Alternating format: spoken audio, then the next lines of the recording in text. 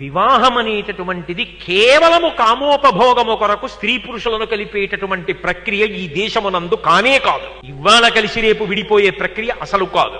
ఏది వివాహం అంటే పండడం, తరించడం. దానికి కావలసిన మానసిక సంస్కారాన్నంతటినీ కూడా అబ్బేటట్టుగా చేస్తారు. అందుకే సభాముఖంగా నాకు వాగ్దానం చేయి, పిల్లనిస్తా. ఏ వాగ్దానం చేయాలి? ధర్మమునందు, అర్థమునందు, కామమునందు ఈమెను అతిక్రమించను. ఇవాళ మన ప్రారంధం ఏమిటంటే ఇన్ని విషయాలున్నాయి, ఇన్ని విషయాలకి నేను సభాముఖంగా ప్రమాణం చేస్తున్నానన్న విషయం పెళ్లి కుమారుడికి తెలియకపోవడం. జీవితంలో ఒక్క 2 గంటలు శక్తి కావలసినటువంటి ఫలహారం చేసేటప్పుడు అంత శ్రద్ధ పెడతాం.